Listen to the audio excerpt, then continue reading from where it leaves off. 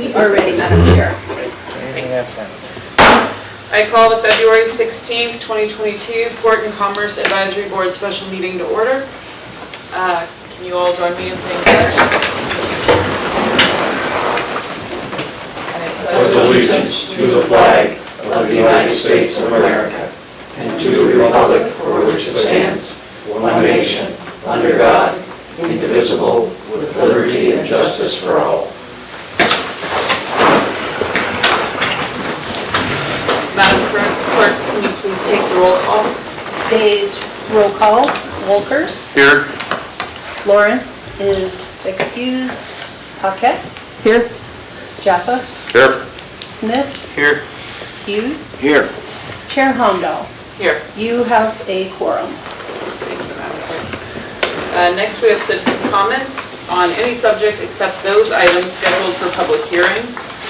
Those who have signed in will be given the first opportunity to speak. Time is limited to 3 minutes per speaker and 36 minutes total time for this item. Madam Clerk, is there anyone signed in to speak? Madam Chair, there is no one signed in. So ask the audience. Is there anyone else in the audience that would like to speak? Okay, seeing none, we'll move along. Next is the approval of the agenda and the consent agenda. I need a motion and a second. I move to approve the agenda and consent agenda. I'll second it. Are there any changes to the agenda? Madam Clerk, can you vote on the agenda, please? Voting on today's agenda and consent agenda: Hughes. Here. Yes. Smith. Yes. Wolkers. Yes. PACAB. Yes. Jaffa. Yes. Chair Homdahl. Yes. Your agenda and consent agenda are approved, and there are no items on consent. Thank you, Madam Clerk. Next is special orders, presentations, and reports. We have no items in this category, and there are no unfinished business items, so we will move on to new business. Under new business, we have resolution 2022-004. Madam Clerk, can you please read the title into the record? Resolution 2022-004 is requesting authorization from the City Council for the Board to appoint and lead an ad hoc committee of interested community members to identify available funding sources to continue the ground source/sewer district heat system project to completion. I move to approve. Well, I move to what? Approve the resolution. Yeah, on the floor. Resolution 2022-004. I second that approval. Thank you. We don't have administration to make comments. Did they leave any comments No. about this? Okay. Seeing none, we'll move on to our discussion. I'm curious where this came from at this point. Councilman Jaffe, would you like to? Yeah, I'll speak to the motion.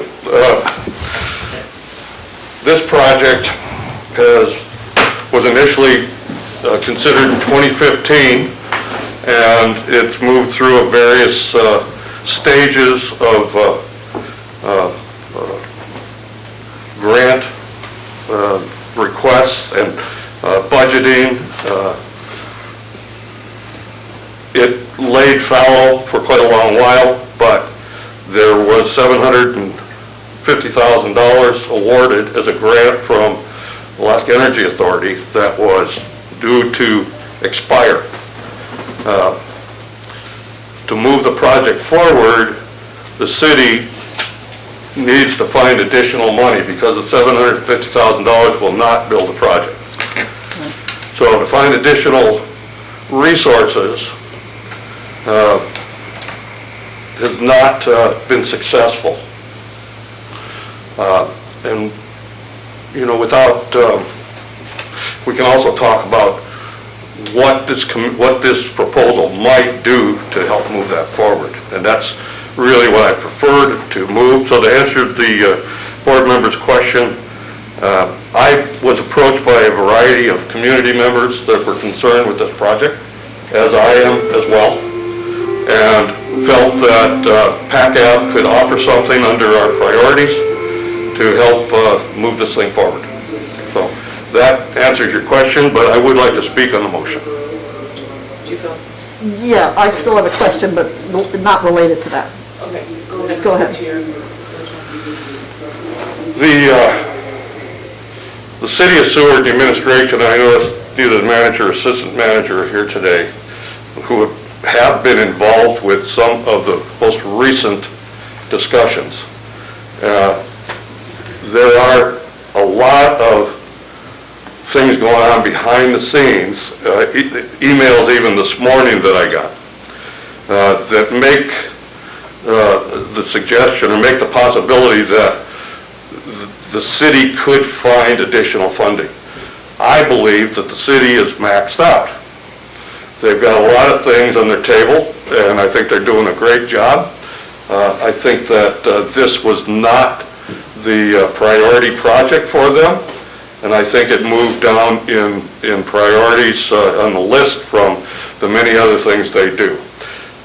Also, I believe that the way the project was structured, it would put a burden on an already burdened department, the Public Utilities Department. The manager in your packet has written a letter suggesting what his responsibilities and roles would be, and between the lines, it's adding more work to an already busy department. So to make this project possible is going to require, number one, funding beyond what the city has already secured, and a long-range plan for how to implement it and maintain it. So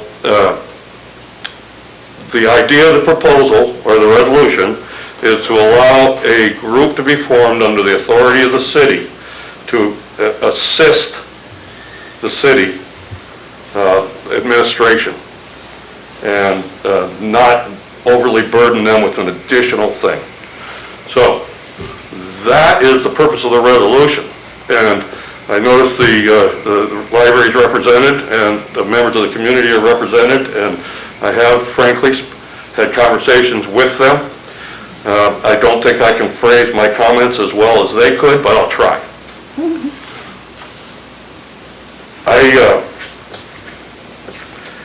I think, without getting too far ahead of this, the topic for today is whether we're going to ask council to ask the PACAB to appoint a commission, to do, an advisory group, ad hoc group, to do this work.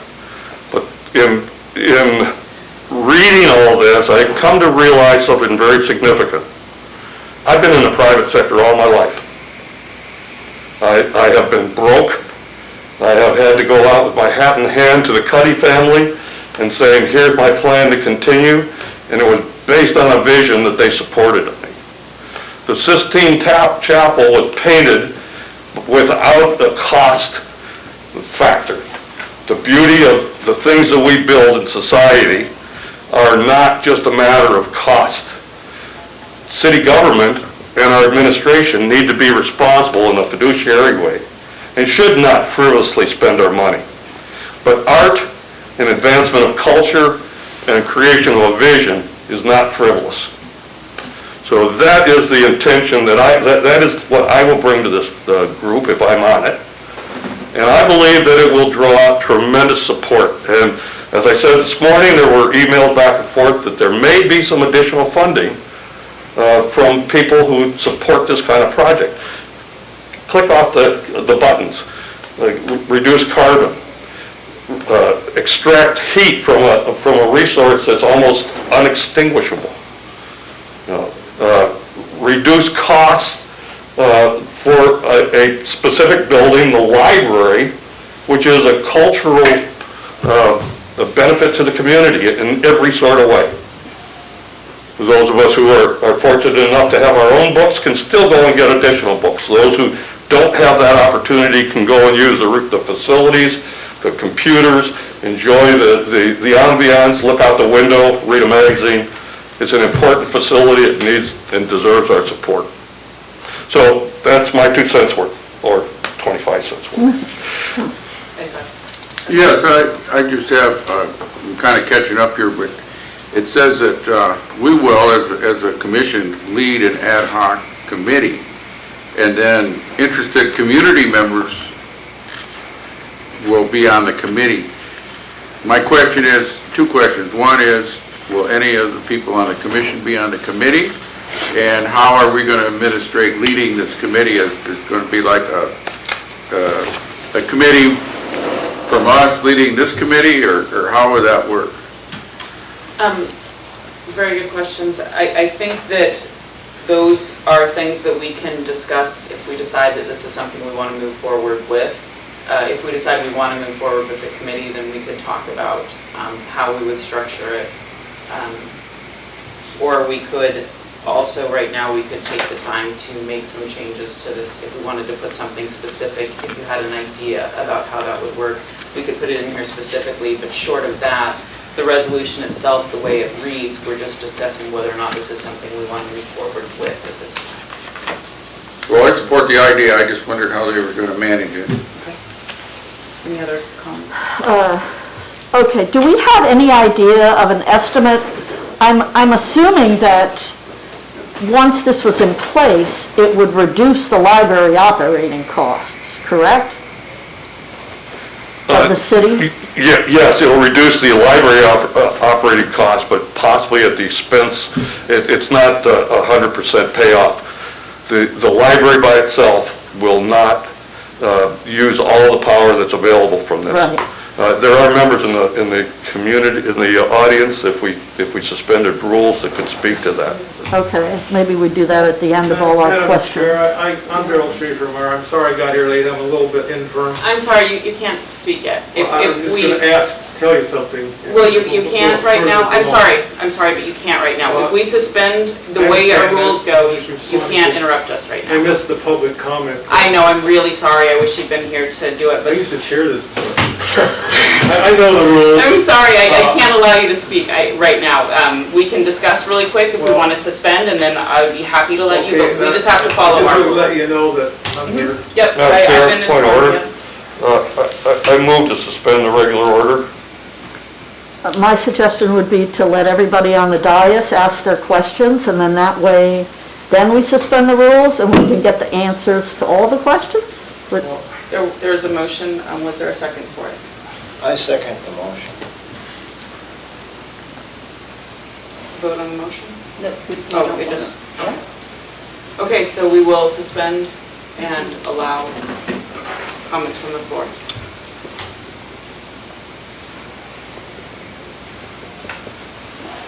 Do we follow the same 3-minute rule?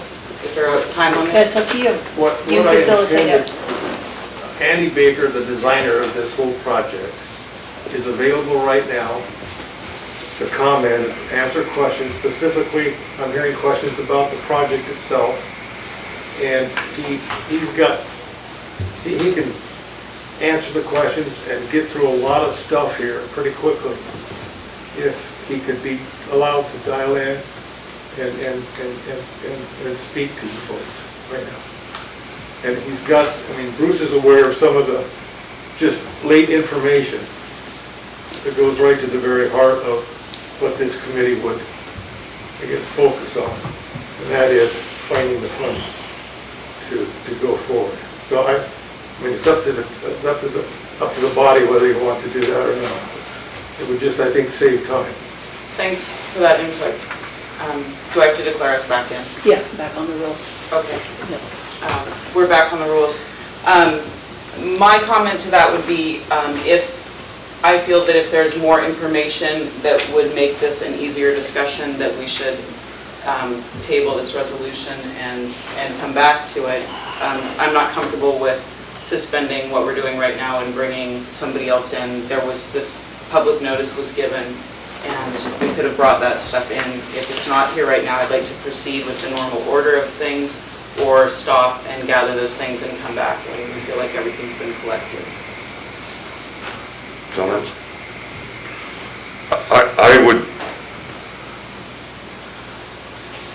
I would support the chair in not tabling this motion. I agree that these last-minute discussions, and I'm privy to some of them, but they're last minute. And like a lot of things, they're not fully fleshed out. I will say that there's some optimism, and I've expressed the optimism. And that, quite frankly, this resolution today is not going to solve the problem. It's only going to help solve the problem. So I think the things from the design engineer and Daryl and Ms. Tugas and others coming before that committee will be helpful, but that's not what this resolution's about.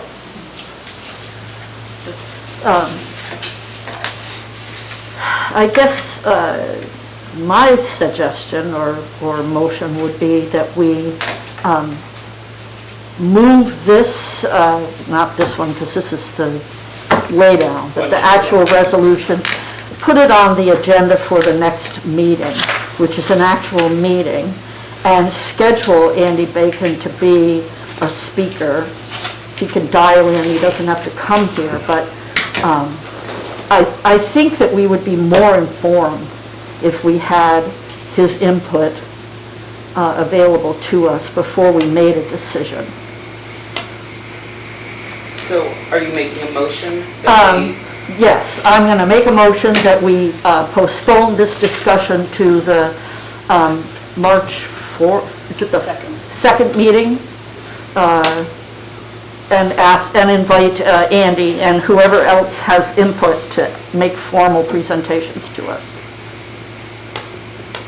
Yeah, I'm wondering if we get this resolution passed, we get this committee set up, and then this committee sounds like to me they're going to be gathering a lot of information, and a lot of this committee can actually have a lot of stuff come into it, information, and then Yep. There's a motion. There's a motion on the floor. We need to. Okay, I'm discussing whether to approve that motion or not. Well, there's no second. There hasn't been a second yet. Okay. I am going to second the motion because I came in yesterday and spoke for many hours with administration who unfortunately are not here to speak to this, and also gathered maybe some of the same information that I think would be beneficial to hear. I could repeat it, but I don't think I would do it justice, and I would rather it came directly from administration because I think it would help inform the decision of this body. So I will second the motion. Speak on the motion? I'll speak against the motion for two reasons. One, there's a time frame here. Moving this resolution to a March meeting and then bringing it to council again will further impact the critical need to keep this $750,000 in play. Second, and it may not be an issue if continued extensions of that money happen that come in 90-day windows. If what I'm hearing is that some PACAB prefers to make this decision for council, and this resolution is asking PACAB to ask council to make this decision, because the ultimate authority will be council.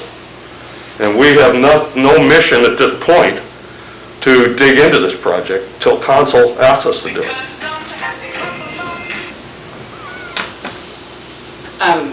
I would also speak to the motion in that I believe before we as a board approach the council with this, supporting this kind of advisory committee, I feel uncomfortable making that decision without all of the information presented. And so I personally am uncomfortable going to the city council and requesting the creation of a board when there's some things unclear about where we are. Where are we at in that 90-day cycle? I was told that we had just applied for an extension, which gives us another 90 days. Which doesn't stop individuals who are out there who want to do the work. The individuals that have come to you and want to start doing this work can start doing this work. They can start doing the grant research and building a basis for the committee should it be formed. but I would like to have the full information available before I make that decision. So that's, Madam Chair. I'd like to speak against the motion, simply because that this has been an ongoing project for some time, and we've all, previous PACAB members, me included, have supported the idea of progressing forward, putting a heat pump system in that the city of Seward can see in operation, help achieve economic benefits, and prepare for a possible future when the cost of petroleum products is going to go through the moon, and it will eventually. I think we need to be proactively progressive, and I support proceeding in any way we can with promoting this opportunity. And I believe the resolution is in good faith. It allows us to get direction from the city council, and in that time frame, we can get more input on it. But we need to be proactive and progress forward, not stand and stall like what's been going on for the last few years. any other discussion on the motion? I just want to say, I feel rushed and I don't feel like I have enough information, and so, I feel like government shouldn't rush. It's our due diligence to make sure we know what we're doing for the people. That's where I am. I'll speak to the motion. I'm just looking at the dates on this and the economics that have changed since this work has been done. I too feel like we need to have more information on the economic benefit, cost analysis, and just using the current economic environment to make a better decision on this. That's what I got. Any other discussion of the motion? As Board Member Hughes mentioned, this project has come to PACAB a number of times. Andy Baker has made a presentation to us. I understand some of the new board members may not have had the benefit of that. And I agree with Board Member Smith that the economics of it has changed. And I will go back and tell you, in my experience, or in my understanding of this project, the numbers will not pencil out to support this, period. And the only way you're going to, and the city will kill it, right there. The only way you're going to move it forward is to find additional money, whether it's federal money, and I'll tell you what, it's a conservative, I'm fed up with the fact that we're looking for government for every darn thing. There are a ton of millionaires out there that are giving money to projects that'd be delighted to weigh in with this. But you're not going to get them coming to the city. You're only going to get them coming to a group that includes non-city people. That's what the resolution's about. I'm speaking to defeat the motion, to change it. Any other discussion on the motion? Okay, can we call for a vote, please? Voting on the motion to postpone the resolution to March 2nd. Smith? Yes. Wolfers? No. Paquette? Yes? Jaffa? No. Hughes? No. Chair Homdahl? Yes. That motion has failed.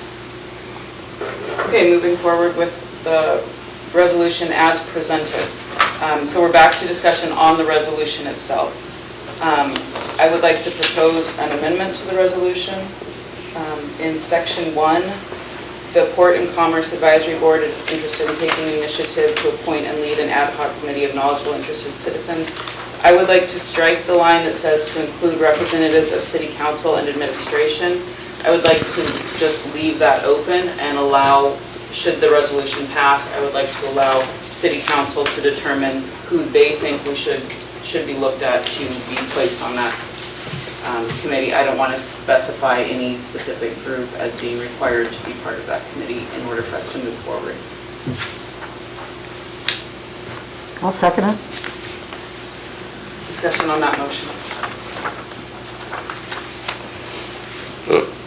As I understand it, it would just allow a more open selection of candidates? Absolutely. It takes out to include representatives of city council and administration in case that is a stumbling block. Okay, thank you. I support the change. That definitely make it safer for us politically. Okay, any other discussion on that motion? Call for a vote? Voting on that motion to amend, Paquette, Yes. Walkers, Yeah. Yes. Hughes, Yes. Smith, Yes. Jaffa, Yes. Chair Hondo. Yes. That amendment is approved and your main motion is back on the floor. Any more discussion on the resolution itself? Just briefly, just for everybody's clarity, this is not, this resolution is not doing anything except getting something started. There's a long and a lot of work between getting that something started, working with administration and any other interested party to make this thing happen. And I think we get involved the community, and those of us who are passionate about this, and maybe some that aren't. Speak to the Go motion. I think we generally agree to move forward. The stepping point was just with what information, and it makes sense to keep moving forward either way. So I do support that, the motion on the table. I'd like to speak to the motion, speak to the resolution in that I think it is a very great project. I think it has a lot of benefit. I do have concerns about the way we're going about it when you look at our charter as a board. It isn't listed in our direct priorities or our goals. And if you look at what we're tasked to do as a board, I feel like we are asked to do what the city council directs us to do. And my concern with this is that I feel like we are supposed to operate at the request of the city council. So I feel like the correct method, which may not be the fastest method, but I feel like it's the correct method, is to bring the desire to have our group be involved in this to a city council member and have it originate there and have the city council direct us instead of us creating a resolution that asks the city council to ask us to do something. I feel like it's cleaner and falls more in line with our tasks as a commission, which isn't to say this one can't move forward, but I think as we look at what our role is, a cleaner way to do this is to approach a city council member, say, we as PACAB, we're advising you that we're interested, our members interested in doing this. Can you please direct us to do that and have the resolution come directly from city council? And so it's sort of a point of order, but I want to speak to that part of the resolution. And then the other part of this is that the city does pay a grant writer. I worked for 3 years as a grant writer and grant administrator, and the resources available to the city who's outsourced to a professional grant writer who's looking into funding opportunities, I would say it's probably been pretty exhaustive. And so I would definitely want to make sure that we were not duplicating any efforts that had already been done. Also, like I mentioned before, I spent a couple hours speaking with administration about this. So it's one thing to find the money, it's another thing to look at where administration has put it in their priorities. If you look at our priority list, this project isn't on there, which is another avenue that needs to be talked about, is getting it onto our legislative priorities, which once again doesn't affect whether or not we pass this, it's just information that I gathered in my discussion with administration. Like I said, they're unfortunately not here to speak to this. And there are some ongoing things with finances that might become available that, so my secondary concern is not wanting to duplicate effort or ask people to volunteer for work that would possibly be doing work that's already been done. So those are my thoughts on the resolution. Just a comment. I'm new to this commission. If we send something to city council to try to get feedback and something approved, What usually is the time frame for that? It would go to the next city council meeting where they would discuss the resolution. Does it have two meetings? No. City council? No, not this. One meeting, and then at their next, if we approve this, it will go to city council. At their next meeting, they will either approve or deny it. For 20 years. And if they approve it, then it will come back to us. The way it's written, it will come back to us to create and appoint the committee. Or they could table it for a while. They could. This, with your amendment to this, we're pretty much putting it in front of the city council right at this point, and then waiting for the council to look at it, so I don't see the risk of getting this started with the council right now. Okay. Madam Chair, I'd like to speak to the resolution too. Quite frankly, the historical significance of what we're trying to do here, we did have direction from the council to pursue this matter, not the existing council, but we did have direction. We pursued it, and we got an engineer involved, and we got the Public Works Department involved, and they were all on board with this. What we've had is a financial change in the status of the situation, and we're seeking additional funding, and we're seeking direction from the council, but I think there's more. If you go back to the other previous meeting notes and minutes, you'll find where there was direction to do something on this.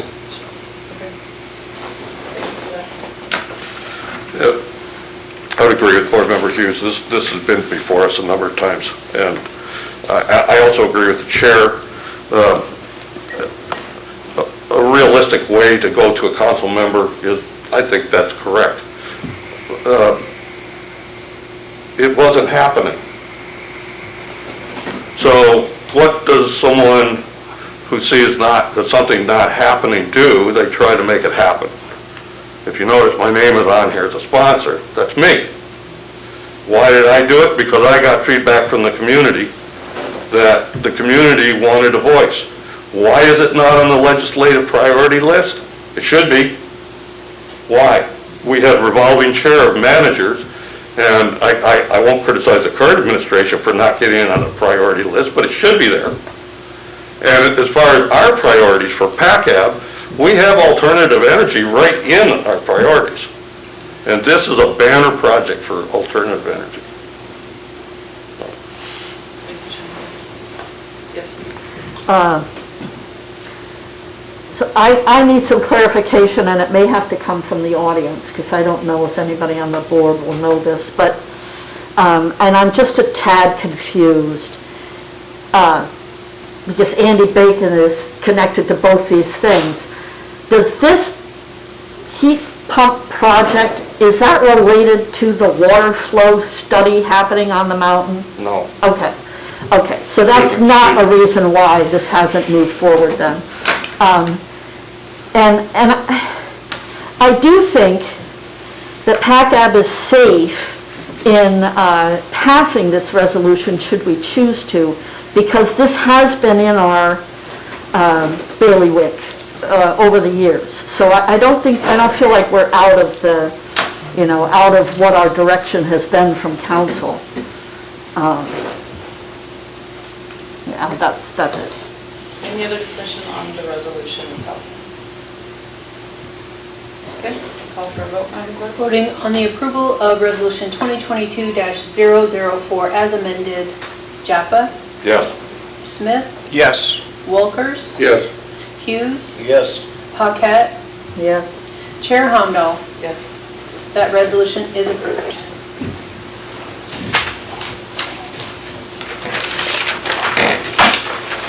Okay, with the vote completed, we are on to informational items, and there are none. So we're done with business and on to citizen comments. There is no sign-in for this. Are there any citizens in the audience wishing to speak? I just want to stand and appreciate what you did here today. I've been working a bit with Bruce, and I just will tell you this, that right now, today, there is money that can be available to finish this project. And that's what I want today to have Andy speak to you about, because the opportunity is quick and it will close quickly. Because of Andy's work on this, he's probably the dean of these kind of systems, perhaps in the country, not just Alaska. Nobody else has developed the engineering and proven this stuff out like he has. Fortunate enough that he was the designer of this project. He designed the Sea Life Center's project, saved millions of dollars to the Sea Life Center. I don't know if you're aware of that.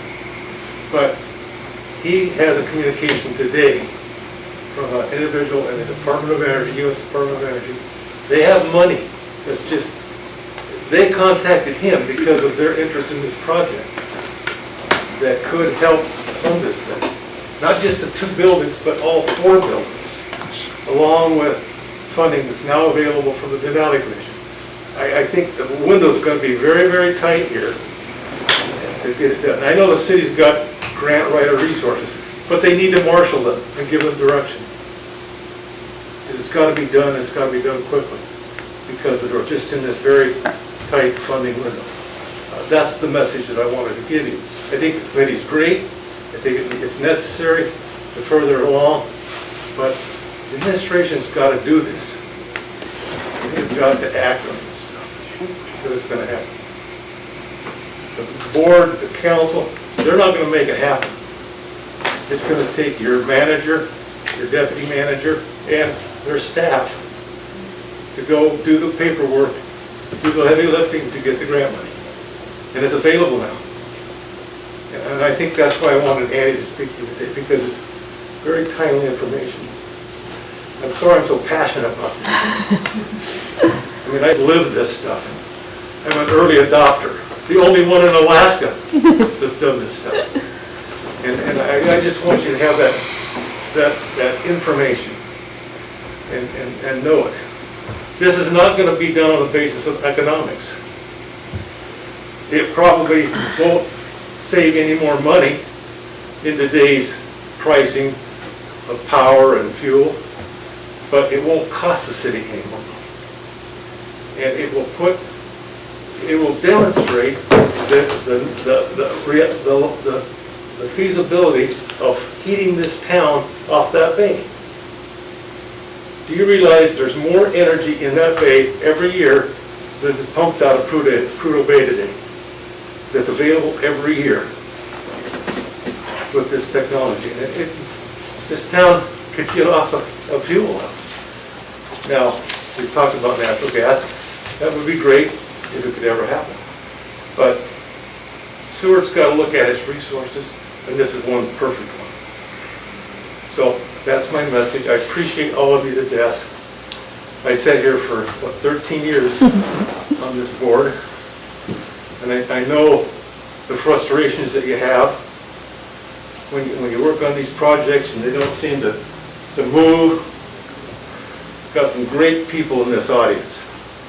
I mean, there's a man right there that knows more about heat pumps probably than anybody else in town. And we have a lot of resources. So I'm grateful for the work you're doing. I just want you to have the passion and have the tenacity that Bruce has. And some of the other guys on this board. I appreciate you. Thank you. Thank you. Thanks, Joe. Any more comments from the audience? Hi, my name is Casey Warner. I'm very interested in the heat loop project. I would like to gather more information than what I've been able to get from meetings and administration. So I'm really excited to kind of keep hearing these conversations, keep this project in everybody's ear. And I don't know if it's information that is available. I'm sure it's available to you guys, but the heat loop is on the city improvement plan that was just recently approved. So why that's not on some of these other lists you guys talked about, or I don't know, but I'd like to find out. So thank you so much. Any other comments from the floor?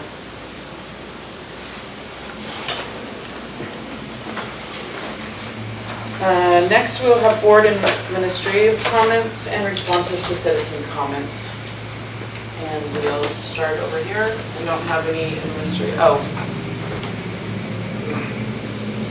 Any comments? No comment. I'm disappointed that the city administration, Jason is here, of course, and that the assistant manager and manager had other obligations, I assume, pulled them out of the meeting. I do remember a time when our city manager, Jim Hunt and Ron Long, regularly attended these meetings, and we had very deliberative and substantial meetings that meant big things for the city. And I would encourage the administration to take the opportunity to join us in the future. I'll second Bruce's comments. It is disappointing that we don't have any administration here, other than Jason.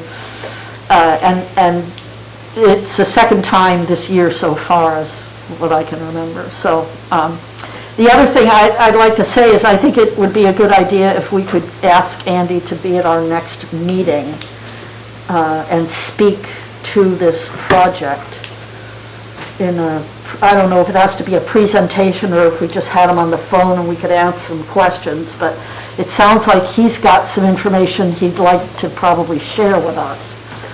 So, and thank you everybody for being here. Thank you for your input.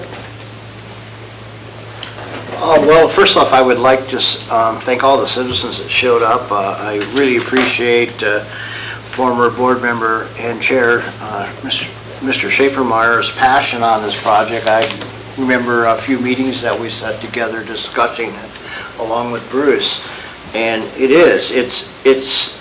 gives Seward to take the potential to take a step into a future that is wide open if we're able to provide a heat source for the town area and the citizens of this local area. The potential is amazing. The burden it takes off our finances and cost of living is amazing. The potential is there. It's a huge heat pump. We all talk about mini splits and all this. That's a gigantic heat pump sitting out there. And it would take 1,000 lifetimes before we tapped it dry, you know. And so I'm strongly in favor of us progressing forward and getting the administration on board with this. If we have to send them a resolution to say, look, let's try to do something here, you know. I think that's very appropriate for this body. But I also agree with Board Member Paquette on that we should have Andy here next meeting to tell us what funding sources. He will have to come electronically because he lives in Seattle, and I don't think the city's going to fade way up there. Right, a good discussion. I'd like to thank the early adopters here, Mr. Schaefermeyer in particular, with your demonstration project at the Sea Life Center that proves this technology is real and functional and beneficial. Displacing diesel fuel at point of use, keeping in mind we still have to provide the energy to drive the pumps, so that's got to come from somewhere, but having that more centralized, it'll help clean up the community. And this project like this is going to provide benefits across the board. So, you know, decreased CO2 production. I mean, nobody likes breathing that diesel exhaust. I can't say that enough. And then, you know, the jobs that it's going to bring and during the construction phase and maintenance opportunities there, and then also as an example for what we could do for the rest of the community. The bay is a I don't know, it'd be an understatement to say that's our primary resource in Seward that's providing everything for us, and heat could be another one of those things. So great discussion, and I look forward to seeing what council does with our resolution. Thank you.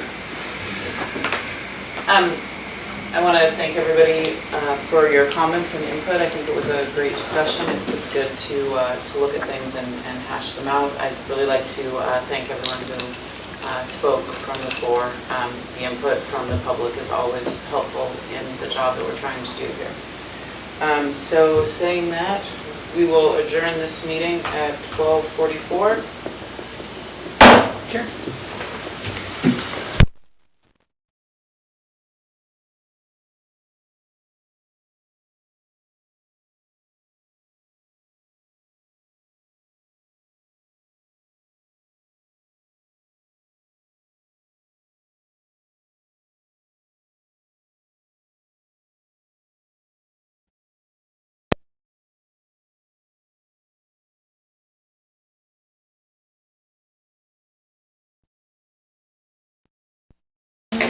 we are ready.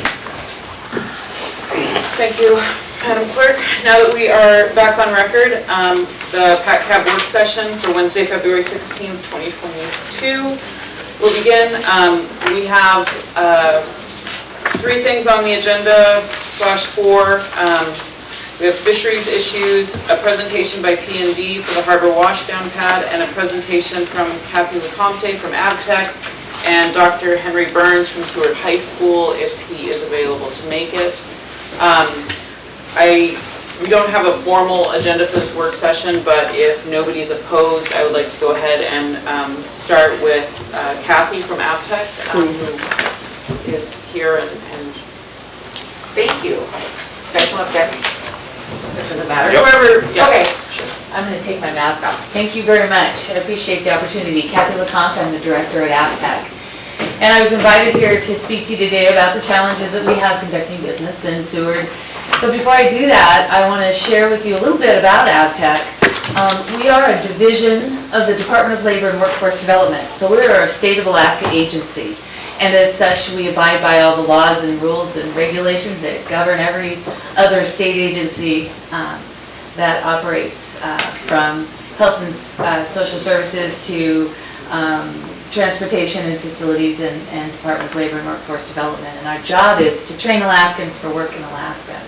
And the entire department has a mission to provide a safe working environment and prepare folks for employment opportunities. And that's where AvTech comes in. Is our job is to prepare Alaskans for work.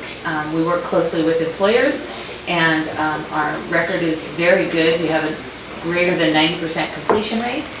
Of students that come to AvTech, we have a greater than 90% placement rate for students that graduate from AvTech. So I think we're doing a pretty good job and been doing it for about 50 years. We currently employ about 68 folks, Sewardites, that live here and work and spend their money. We have about a $6.9 million payroll that infuses economic stimulation into the local economy. And we also serve over 1,100 Alaskans in 9 different training programs and the Alaska Maritime Training Center. They come from over 150 different communities to participate in welding training, diesel mechanics, industrial electricity, construction, culinary arts, business and office, information technology. Is that 9? I don't have them quite. And then the Alaska Maritime Training Center is the largest training center in the state of Alaska for maritime training, and surpasses the technological opportunities for simulation, shipboard simulation, and 3 full mission bridge simulators on the West Coast. So we're very proud of all that we do at AvTech, and we're very happy to be part of the community. And we try as much as we can to be good community members by encouraging our staff to volunteer, like Ben, and encouraging our students to behave while they're here. And often our students come here, go to school, and end up staying and working in the community. So there are 3 things that I wanted to talk to you about today that are currently our challenge as we continue to do business.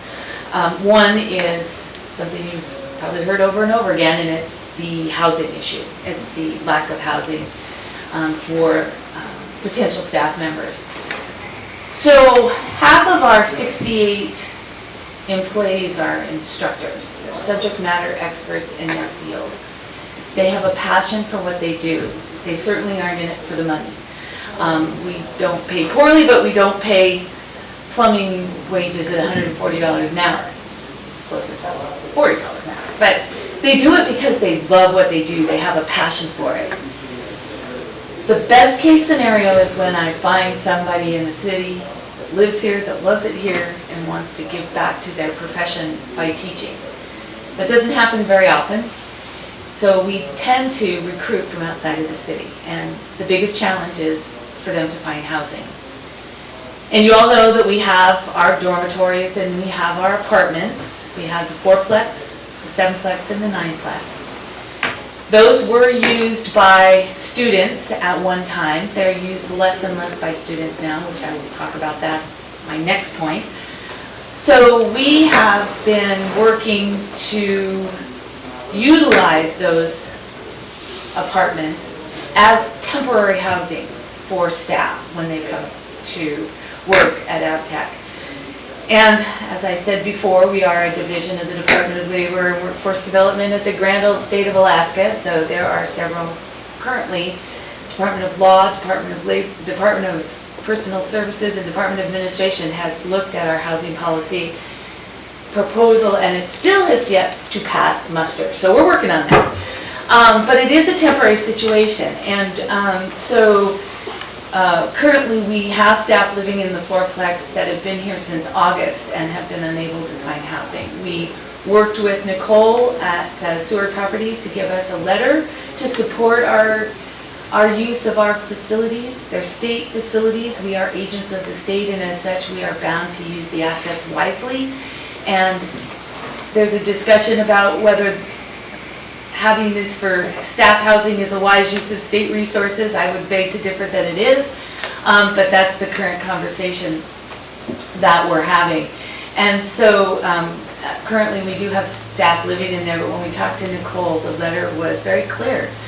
0% vacancy at some points in time during the year. Other times it's around 5%. And so we continue to pursue that avenue, but in the meantime, these are folks that want to stay here, that want to live here, that want to make their homes here. They have young families, they're young, they have young families, and they want to raise them here, and currently are living in our apartments until they can find a place to live. We do use our apartments and share our apartments with the Sea Life Center. That was a arrangement that was made prior to my arrival. I've been here for 5 years, 3 months, and that was made prior to my coming here, and it was grandfathered in to this administration. That's the other thing that happens. We have administrative turnover. My job, I serve at the pleasure of the governor. As long as I continue to please the current governor, I continue to be employed. But if that changes, then the director will change. So during my term, my administration, previous to this administration, this was grandfathered in, and because they are an educational provider, I felt like it was a good fit for us to continue to do that. We have not opened up the apartments to general population for rental because we're not in the rental business. Again, it's a state asset, and we need to use it for state services, for our students, for our staff, and for other educational partners. And also,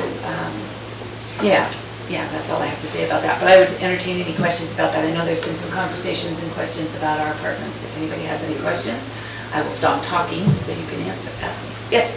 You get any support from Alaska Housing? We do not. We do not. Oh, they've got a lot of different ways of getting housing, and it's all a state agency.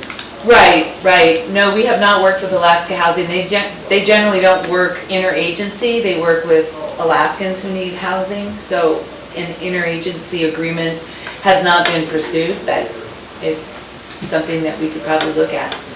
But the main issue is for our folks is they're looking to buy a house, or they're looking to buy land and build, and they're just having trouble with that. So, any other questions? Yes. Of the apartments, are any sitting vacant right now, or what is the percentage of them sitting vacant? That's a good question that I can't answer specifically. This is just a guess, less than half. So about 50% vacancy right now. Okay. So I just wonder, does that serve the state for them to be sitting empty? Even though you're not in the apartment rental business, you know? Yeah, that's a good question. It does not serve the state. They have not supported renting the space out. They have entertained selling them at some point during the budget. The other thing that happened upon my arrival was our budget reductions year over year over year. We have to put in a budget with scenarios for 5%, 7%, and 10% reduction, depending on where we're at with the state legislature. So at one point in time when things were looking right during, the last couple of years, we were looking to maybe offload one or two of them. But then nothing happens quickly in the state, and so that didn't happen, and now we've got use for them. And we hope to use them for students at some point in time. We used to have families that would come down, but my second point is the lack of childcare. So, and that's part of why our students don't come anymore, our families don't come anymore. So yeah, that's an excellent point. And they have not supported renting it out to the general population. But that doesn't mean that I can't ask again. The new administration, maybe, I don't know, maybe the same administration, who knows? Could be a new day on November 6th. Right, right. I could be looking for work, so. Yeah, I was just basically, you sort of answered the question. I don't quite understand, I thought there were provisions in the state rules and orders that allowed entities in the state to offset some of the costs of their operation by just what we're talking about, taking a rental, putting it out there so you can have revenue to offset, especially reductions in budget. Right, yeah, they do. There are other agencies, like state troopers. They'll send, troopers out to Nome, and they have housing for them there. And they use that housing and they pay rent. It's just like it, but it's only for state employees for doing business. Researchers for fish and game. So we're trying to emulate that as well. So if there's a model in the state that's already happened, it's easy to say, look, they're doing it, why can't we? And we're having trouble finding that similar. AvTech is the only training center in the country that's owned by a state agency, which is very unique operational model. So it's hard for us to find examples to share, but that's what we're doing, is we're looking at that as well.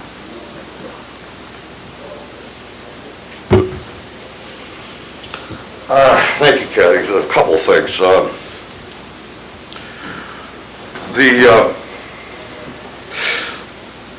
The kind of housing that is needed in town often is different for different businesses or institutions. I assume we're talking about permanent jobs generally. So what type of housing, I have 4 questions, this is the first. What type of housing would typically your applicants be looking for that they're not getting? Single-family homes, townhouses, 2-bedroom studios, that sort of thing. What sort of market are your staff people looking for?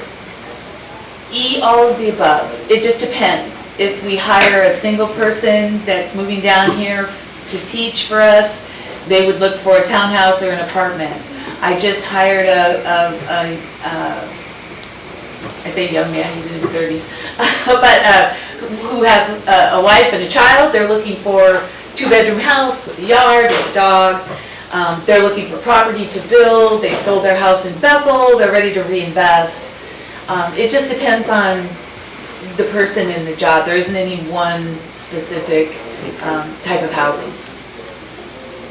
Well, that doesn't narrow it down. I think that's Sorry. But no, I think actually the market needs a spread of housing for all those. Second, and maybe we talk about the impact of students, the student housing issue. The fourplex was student housing, and now it's been shifted to somewhat staff housing or standby housing, it sounds like. So what impact on student housing would that have? And would you phrase that in long-term COVID era or something else? What is driving if there is an impact, what's driving it? The student housing, I need a little more clarification. Okay. Are we using apartments for students? And students that want to come to Seward, are they being impacted by a housing problem? No, because we have dormitories. Our dormitories house, the Dunham Hall houses 120 plus students, and then 4th Avenue dorm has 48 beds, and then the fourplex and or the 6-plex and the 9-plex, can house, we have like 4-bedroom down to a studio. So we have a variety of options for students. These houses, they're still called family apartments because we used to have families that would come with their, husband, wife, children. And we've seen a reduction in that for a variety of reasons. One of them being lack of availability of childcare rather than housing. Often they would bring aunties with them to take care of the children, or they would have, the husband would go to welding one term and then the wife would go to culinary or whatever, and they would take turns with childcare.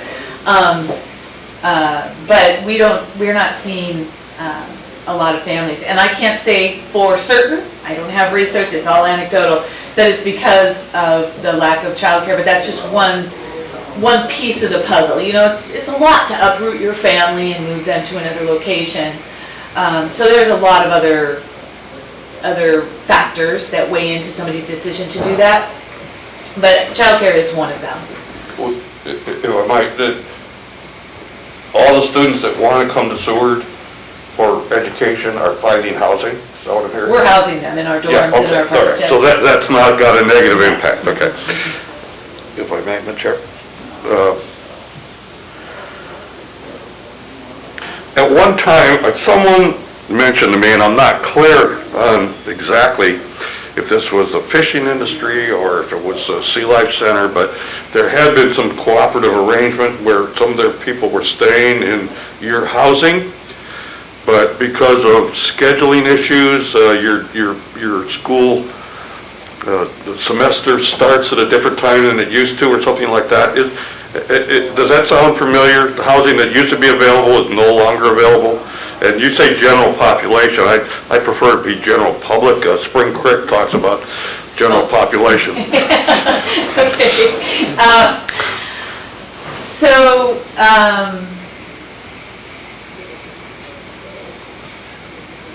So I'm sorry, I got waylaid by the general population thing, because you made me think of something else. You made me think of something else, but students that are coming here they're being housed by us, and I'm sorry, Bruce, I forgot your question. Well, I think there was housing available at one time, it's no longer available. Yeah, I remember. And I wonder why. Yes, our school calendar shifted on the finishing end of the year. We've always started in mid-August. So there's always been that overlap in mid-August. So we do have this arrangement with the Sea Life Center and their researchers.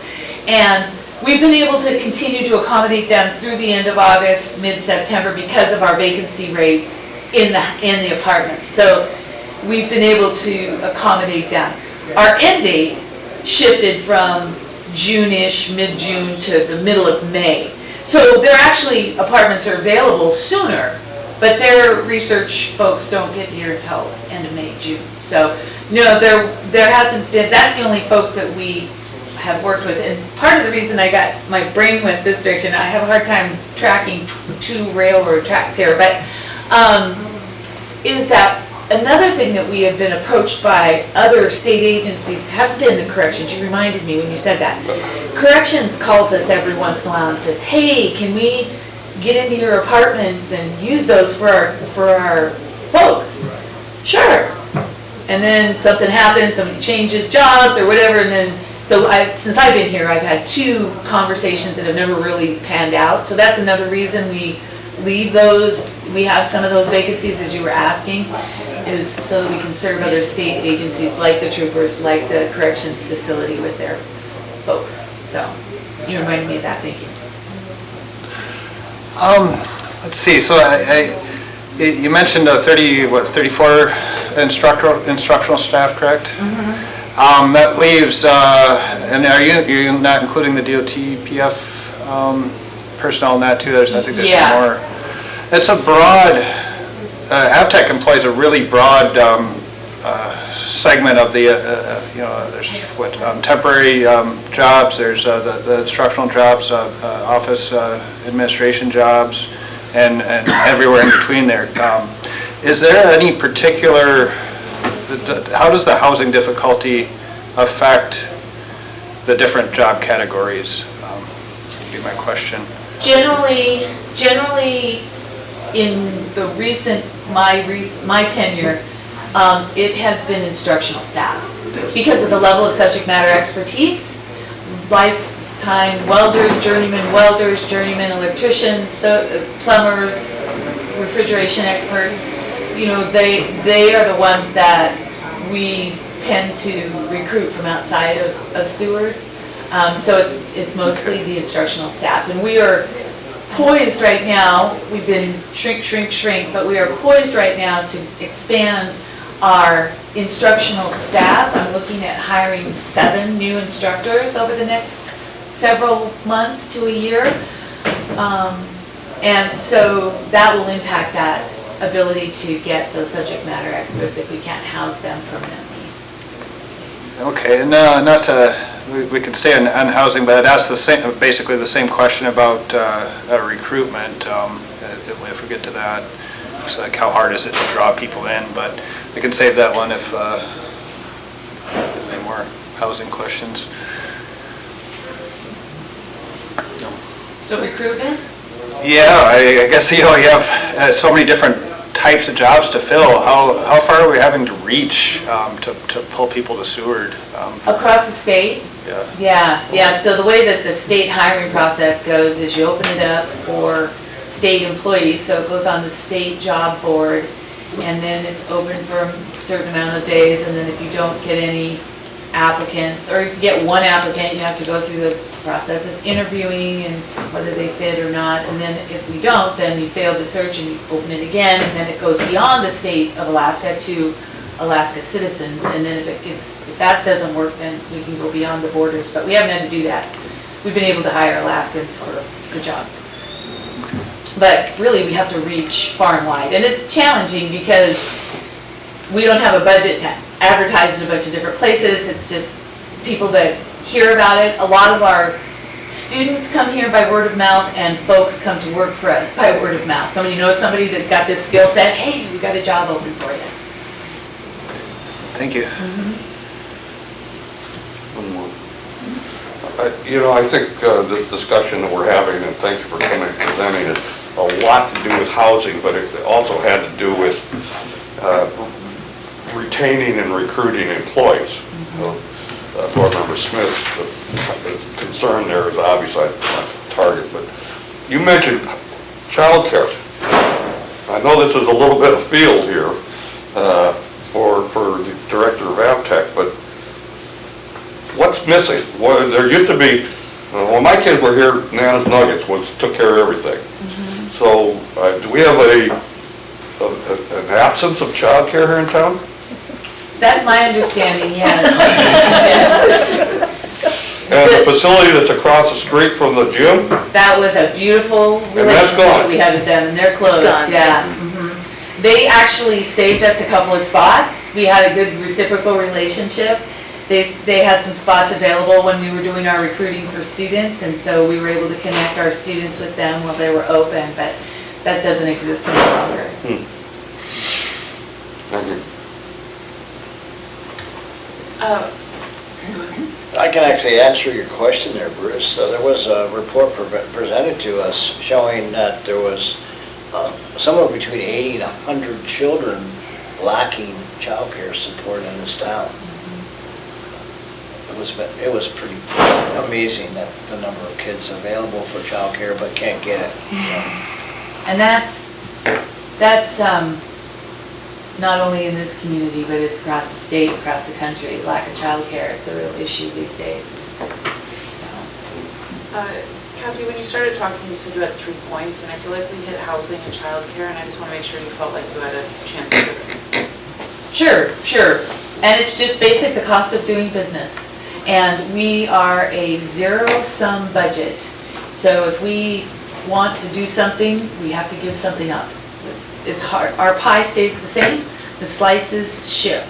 So our general fund slice has gone from 43% of our budget to 30% of our budget. So we've lost. But the good news is they've increased our general fund program receipts, our ability to earn revenues on the other side. So we have to be able to offer training. and enroll students. And we have a challenge here because we're capped with our programs, our long-term programs, because you can only have so many welding machines and booths and so many stations for folks to do their work. So we're capped, so we're trying to be creative in how we earn revenue by serving more Alaskans beyond Seward. So we're doing short-term classes, I'm calling them pop-up trainings. So, you need a training in Bethel, we'll go out and pop it up and work with you to offer training that they don't offer. So we're trying to figure out how to bring in earned revenues. But again, as the cost of doing business goes up, I don't get any more money to pay additional.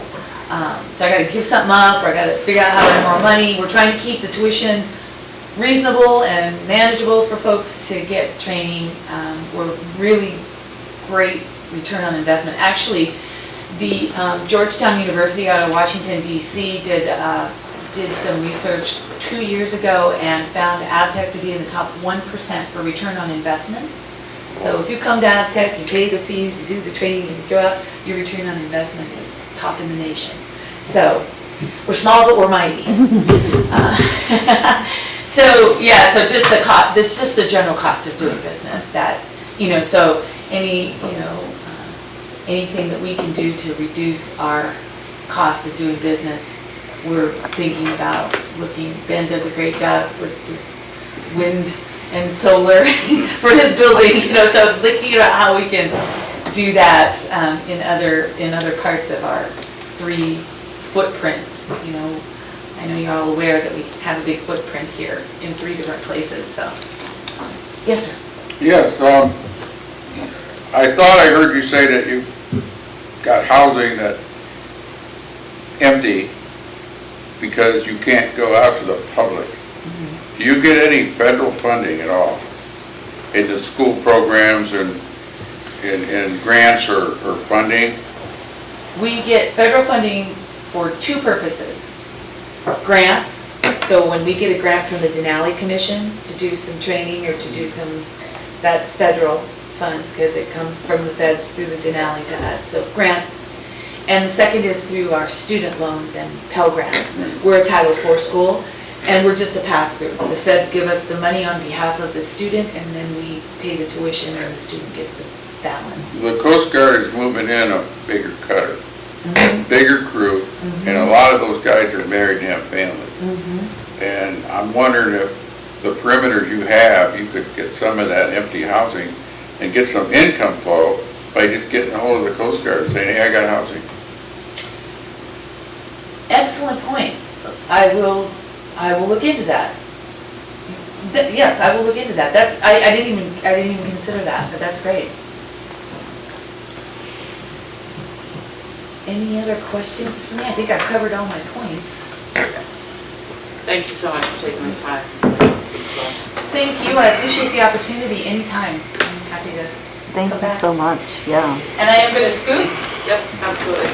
Appreciate you moving me up on the agenda. I wonder if you could suspend the rules and just have We her. don't have rules for any session. Oh, yeah, so could we just ask her to speak to that? Absolutely. What's that? Childcare is not on the, Oh, it's not on our topic list, so we can, So we do have some he notes. can't answer basically Bruce's question? Because he asked the question of Kathy it's not an about, item on the, okay, even though it was a part of the presentation. Right, yes. so Okay, that's on. okay.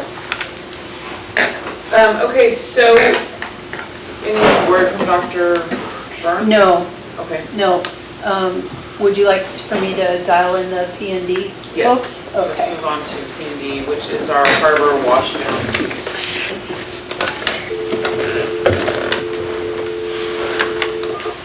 Is your copy of this out of focus? Is that deliberately out of focus? I only. Welcome to the GCI Conference Center. Please enter your access code. Are our packets still at Thank this you. guy? Please stand by. Yeah, I got it. When I picked If mine. you are the we didn't have a chairperson, packet for press this. the We only had the R key. topic resolution. So I saw it You are the online. chairperson.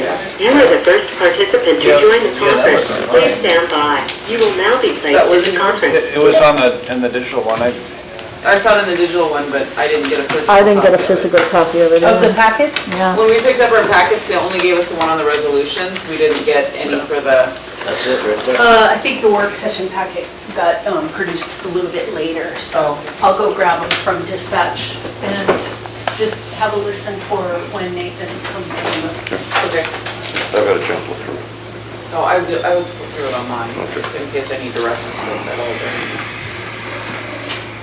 I thought you were here on that meeting about the childcare. Yeah, I was. Yeah. Yeah, I was. Pretty visible, wasn't it? It's terrible. Yeah. It's awful.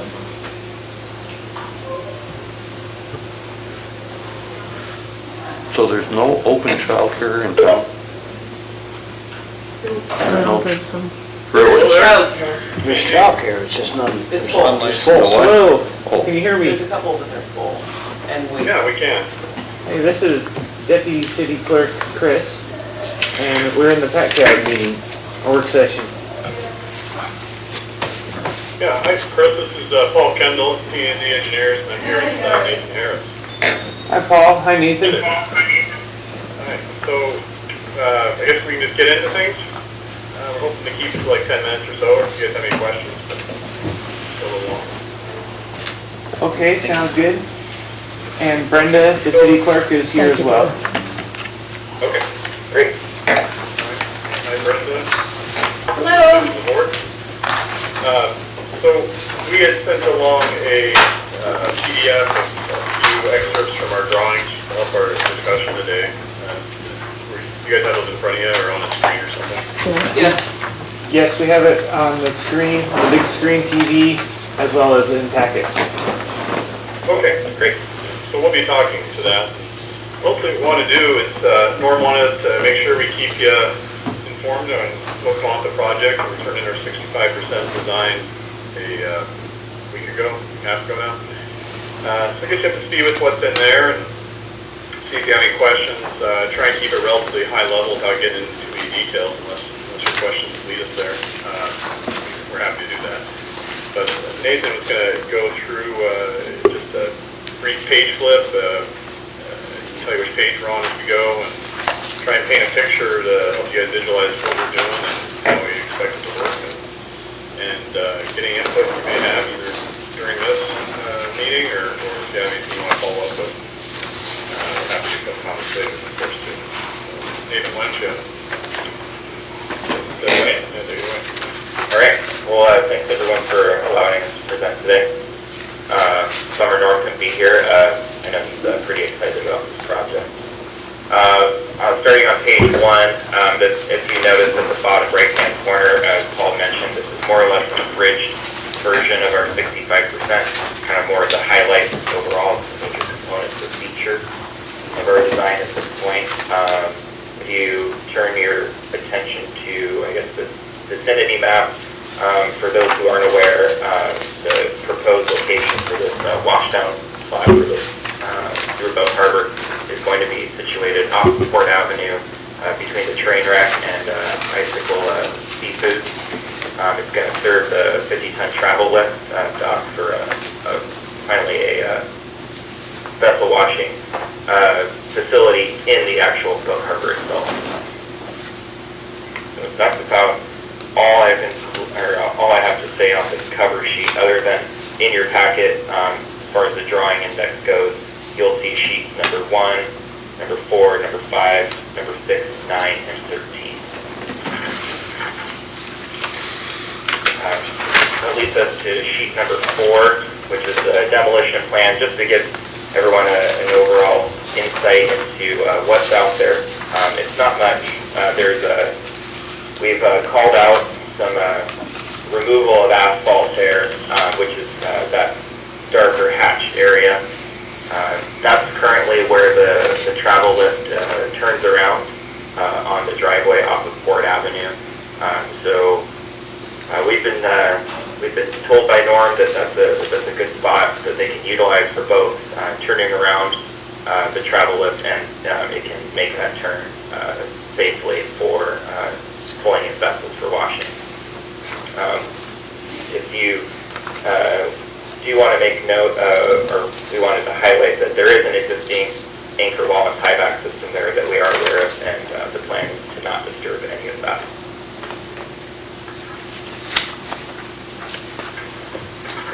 Moving on to sheet 5. This is kind of more the major, probably talking points of this discussion. This is our overall proposed site plan with some colorization to help kind of get the point across. You've got the washdown pad there in the middle. The washdown pad itself is going to be 30 feet by 60 feet, so it'll accommodate some overhang, but generally that's the size we're going for. The vessels that can be accommodated by that 50-ton travel lift. The travel lift, the washdown pad itself is graded more or less in a bowl shape, so that all water, whether it be precipitation or water used for washing, ultimately is captured by the slab itself, so no water should run off of the pad. We've included a 10-foot driveway between a 10 by 25 equipment building. It's going to house both those washwater treatment systems as well as 3 pressure washers. There will be some interior lighting, receptacles, etc. Just 1 second, because we're making some assumptions here that the board is generally familiar with the project that's going on and familiar with the existing SMIC facility, which is a much larger slab on the other side. So if we start getting something that doesn't make sense here, or even just understanding why we're doing the project, which is basically to collect the runoff from this wash water, which can contain heavy metals and other pollutants that DEC doesn't want you to directly discharge. So we collect that water, we filter it through a system that pulls it out, and then recycle that water constantly in order to minimize the discharge. And that's the overall goal. Any water that leaves the pad is clean. But again, if you're familiar with the operation of SMIC, we're closely modeling this facility with that facility. Go ahead. Yep. So that leads me to, you'll see 2 catch basin inlets, as Paul mentioned. Operationally, as vessels are being washed, the stormwater catch basin, which is watertight, is closed, only allowing wash water to enter the recycling treatment system. When the facility isn't in use, that scheme gets flipped. The wash water catch basin will then be closed to not allow precipitation or in the winter snowmelt runoff to enter, and then the stormwater catch basin would be open to only accept precipitation and runoff, and then it would be treated downstream by an oil water separator and ultimately discharged into Depot Harbor. Something I wanted to mention too, and the one difference between the SMIC slab and this one is not being designed as a wintertime use facility. So we're not including any kind of snow melt system within the slab or at this point any implementation. So just for what it's worth, Norm did mention this is a space that gets used during the winter for washdown operations. But it's kind of an important distinction between the 2 operations. Those are kind of the higher level talking points. On this sheet, we do intend to tie into the city's water system in the area to provide water for the wash water system. It's probably a good place just to pause and see if the board has any questions on what we've heard so far. Yeah, this is Ben Smith on the PACAB board. I would kind of interested, how many times can the water be used? Is there a limit to how many times it can be filtered? Generally, we size this so it has about 4 times the capacity of the actual water treatment system. So a fair amount of, additional water in the system so that you won't have to be adding it over and over again. That's kind of something that's dictated by how dirty a vessel comes in. It's hard to say. Norm and his crew that they do backwash this system almost after every vessel. And we have added a couple features to the design to minimize the amount of scum buildup or to prevent scum from getting from the tank into the wastewater treatment system. So in short, I don't really have a good answer to how many times this water can be reused, but for reference, the tank system in itself is fairly similar in size to the one at Smith, which is for a much larger facility. So the idea here is that with the larger tank, they won't have to add water as much.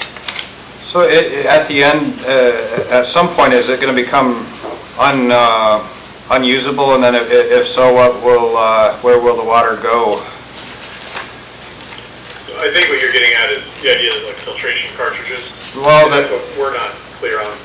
Probably that we can look into the board or ask Norm what his experience was. Okay. But eventually, you either have filter cartridges you got to deal with, and then you can also pump out the sludge, and then that has to be disposed of. Yep, and that's currently disposed of at your wastewater treatment facility.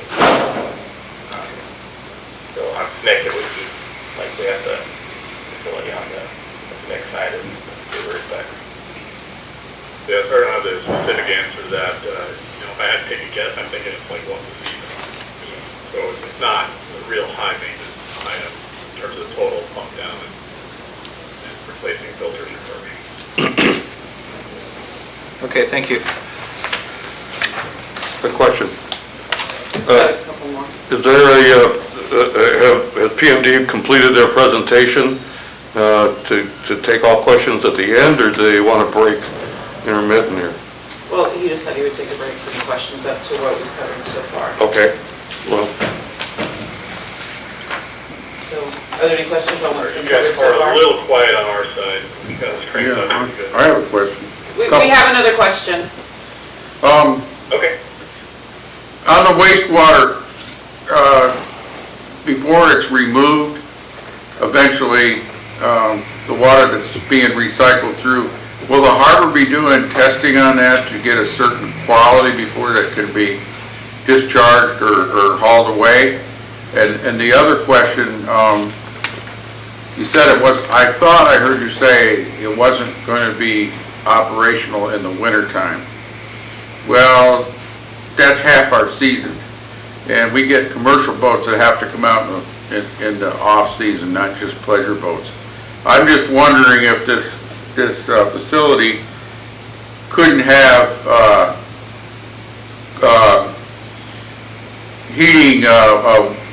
heating system in the concrete pad similar to some people put in their houses, and make it so we could thaw that thing out and keep it operational. And also, how much more would it cost to have a pavilion or something that's big enough for the lift to drive into? It would save the cost and the problem of the snow and ice and all the extra rainwater coming in, plus it would make safer work conditions because guys would be running around on snow and ice. There's a lot of advantages to that, and I don't know, there's some various structures that are capable of the conditions we have as far as snow load and wind. They have some over there at the industrial complex that's across the bay that can handle that, and they're not that expensive. That would give us year-round facility. That's it. So I could actually... All the things are possible. Early on, the decision was made to design this as a non-freezing conditions type facility. And it's something Norm could probably speak a little more to in terms of that. At the end of the presentation, if you could. Sure. Thank you. Taking that approach. But definitely the in-slab heating is possible. That is what is installed at SMIC. I don't know if you're actually running it over there or not, but it was designed with that ability.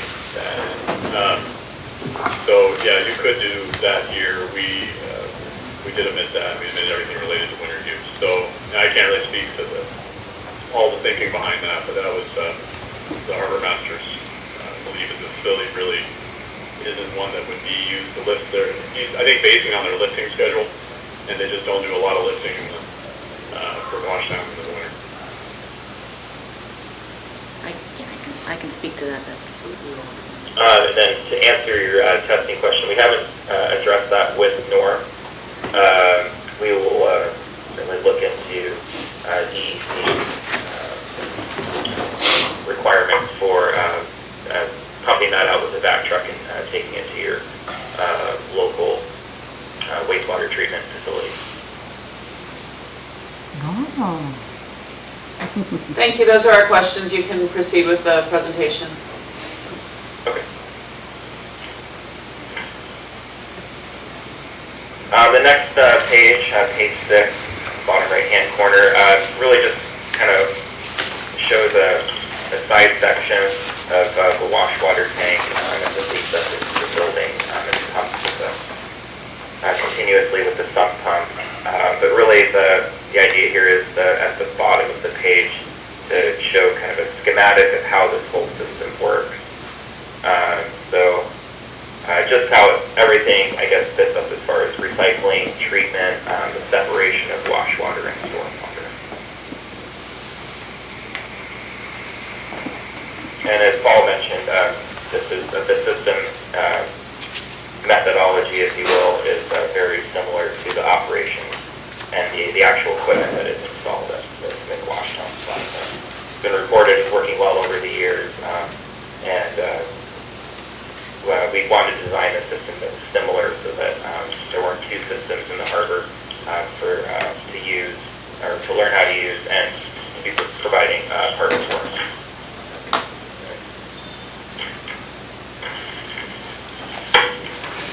The next page is just an overview of the below ground catch basin. Just shows some various details. Shows the separation of the wash water and storm water as two isolated units. And as I said earlier, those only one of those will be in use at one time or another. I have a question. And on the last page, page 13, we've just got an overall section and elevation and plan view of the equipment building. As I said before, we plan for 3 pressure washers. You can see the wash water treatment system. We've included both a man door and a garage door for if there's ever a need to pull any equipment out and to make it easier to pull the pressure washers in and out of the building. Also, as Paul mentioned earlier, we have designed this building. Currently, the plan is to not heat the building in the winter again. This is foreseen as a seasonal use, non-freezing condition facility, but we have included some insulation and a frost-protected foundation underneath the building in the event that in the future you wanted to insulate and heat the building above ground. Be able to do that.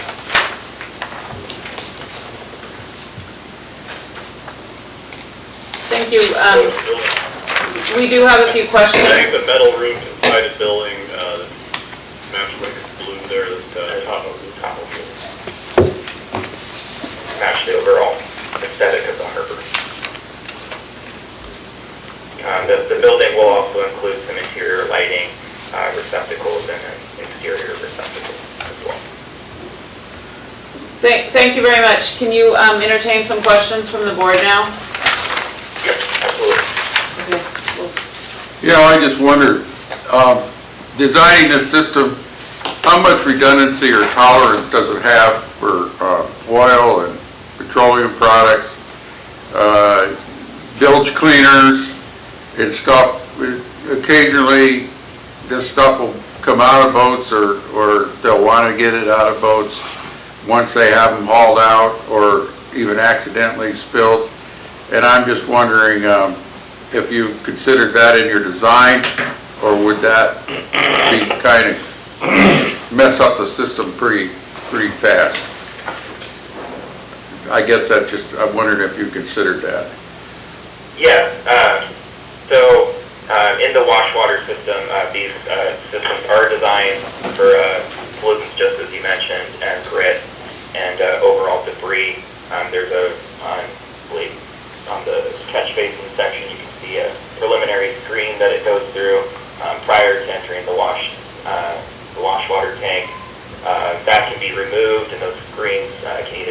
cleaned or just generally replaced.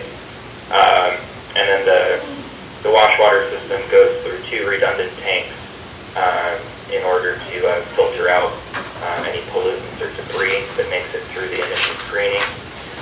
And then as far as any remnant pollutants on the washdown pad after the system is sprayed down, or the washdown pad is sprayed down, for the stormwater side of things, we have included an oil water separator just for that purpose, to collect any remaining debris or oils, petroleum products, pollutants, etc. Thank you.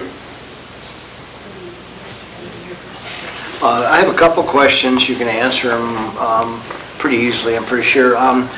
What's the estimated gallon capacity of that washdown or that catch basement tank? And secondly, I think you said a lot of your input is from the direction of the harbor master, and I'm just asking, he didn't ask for heating coils to be put into the concrete slab, the washdown pad, for possible future heating source? And so on the second point, though, that's right. It was, we discussed it was an active choice to not include it. So I don't want to put words in Norm's mouth, so unfortunately he's not here, but he'd be the one to really ask about that. It seemed like a reasonable conclusion to me, based on their experience, their actual lift schedules. But yeah, Norm would really be the one to provide you feedback on that. And then on the tank size. The tank size is, I believe it's right around 2,800 gallons in that size for the wash water treatment system. Houses 600 gallons, 300 gallon tanks each.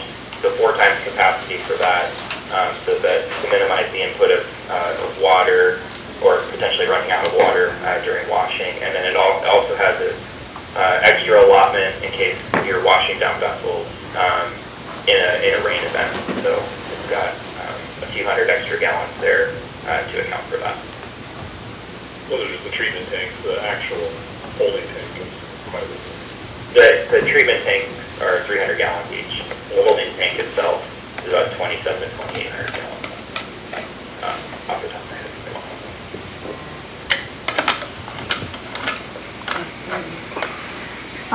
Hi, Board Member Paquette here. Did I understand you correctly? Did I hear you say that at some point there will be some amount of contaminated water that would be then transported to the wastewater treatment facility? That's correct. Okay, so how much volume would we be talking about, and how often would that be happening? In short, it kind of depends on how often, or how the dirtiness of vessels that come in. How often is hard to say. Okay. But if you assume once per season, then we're talking. The idea again is this is a seasonal use facility. It's not heated or winterized, so the tank would need to be emptied at least once a season. Okay. Are you guys aware of the fact that our wastewater treatment facility is under capacity in the summer? I'm just curious if they knew that, that's all. No, I guess I hadn't heard that, but we're talking a pretty small volume here at the order of hundreds of gallons. And what would the contaminants be in the water, and is the wastewater treatment facility designed to remove those contaminants? Because that water eventually ends up back in the bay. Yeah, I don't think we have a comprehensive answer to your question there. Some of the main pollutants are copper-based paints, so that's the large thing we're trying to pick up. There's a lot of other trace pollutants, and we can... I can answer that question. ...for these filtration facilities and what exactly they remove, better data to get on that. But yeah, mostly heavy metals is the big concern for wash down operations. That's primarily what this is focused on. And, Nathan mentioned, it has the capacity to take on hydrocarbons as well. But it's really the heavy metal pollutants that make Washdown Flats unique in terms of water treatment requirements. And are you aware in the industry, is there any alternative disposal that is used in other locations other than putting it into a wastewater treatment plant? That's generally the practice. Okay, because I'm not aware of wastewater treatment plants removing heavy metals from water, but... I can answer some of your questions. The bottom paint on most of these vessels has arsenic, copper, mercury, and other trace contaminant metals, and they can get them out of the water, but they need a fairly efficient centrifuge system to get that water, get those metal contaminants out. Just filters won't do it. Right. So I don't know if they have that figured in here. I haven't looked at it good enough, but. Thank you. Any other questions from the board? Okay, we've got another question. Yeah, thank you for your presentation, and I see this as a 65% design. On the building, I see the building is a wood frame building. The exterior looks like it's T111 or something siding, but I don't see what the interior finish is or whether there's insulation in that building. Currently, the plan is to just to reduce overall costs. That we have not finished the build. It's there will no drywall, no insulation at this point. Okay, so you are talking about drywall and insulation? No. Oh, not, okay. Next question is, I assume that building faces onto the wash pad, and it has a potable water hose cock of some sort. There is no connection except to the utilities except for the potable water. There's no tie into the drains, city sewer in any sort of way. Is that correct? No, we will be tying into the city's water system. We're currently working with Public Works and the Water Department. Yeah, and the electric service. So there's an existing electric service out there that'll be moved over and connected to the building. We will have a water service that connects to an exterior yard hydrant. Excuse me. That's under lock and key, so it's not open to public use. And then sewer, we don't have any kind of connection to the sewer system. There is non-potable. There's 3 hose bits on the building. They'll be non-potable and marked as such. You can see that sign on the drawings on F100. But that's that's really the extent. And those are only connected to the filtration system. That's all I got. Okay, one more question. I got one quick one. Are you going to have any kind of security fence around this facility when there isn't any harbor personnel around? Like a big sliding gate in the front and then some kind of fencing? Or is this just going to be kind of open where public can walk back and through? It's right next to the cannery. There wasn't any kind of security fencing plans. I think the building itself, like I mentioned, will be locked. The yard hydrants will be lockable. So I think it'll be secure but not fenced. The fencing could prove a little problematic when you're trying to work around it with the travel lift. Boats overhanging and what have you, but that's, no fence envisioned at this time. No lights or cameras? There will be an exterior floodlight right above the man door. You can see that on the bottom left-hand elevation front view. But no cameras were requested at this point. I had one other question. The harbor got an award for clean harbors a number of years ago. Does this design have any basis to go along with that, or is this just something that a civil engineer drew up? I'm just wondering if there's any Just, we don't want to lose, we want to enhance that clean harbor status. Oh, yeah, so, I don't know about the Clean Harbor Award and how this may be connected to that. I know it's been on the harbor's plan for quite a few years now, and so I think it's just a realization of a long-term goal to set up a washdown facility, because there is a lot of washdown that occurs in the harbor yard, so it moves some of that into an area where it can be more controlled and directly treated. So this is the standard for any kind of treatment in harbor facilities throughout the country now. So, no, this is, if anything, furthering your goals to offer a clean harbor. Looks like no more questions from the board. Thank you very much for your time and the presentation today. Yep, thank you. Yeah, thank you, everyone. Thank you. Thank you, bye-bye. Bye now. Karen, I would love it if you could give us just a little bit of background, maybe answer some of the board Yes. members' questions. Yes, and in fact, I texted Norm a couple questions as well, so I do have some answers. So for those of you who, I think I know everybody, but I'm Nancy, I'm the harbor office manager, so Norm and Matt are both out of town, so I'm covering, and I can't answer all of the questions. In answer to the question about the wastewater, Norm says the wastewater will be shipped to Anchorage. It is not going to be put in our wastewater treatment facility. So none of that water is going to end up in the lagoon. None of it's going to end up in Seward's drinking water. It's going to be completely segregated. It's going to Anchorage. So that's one thing.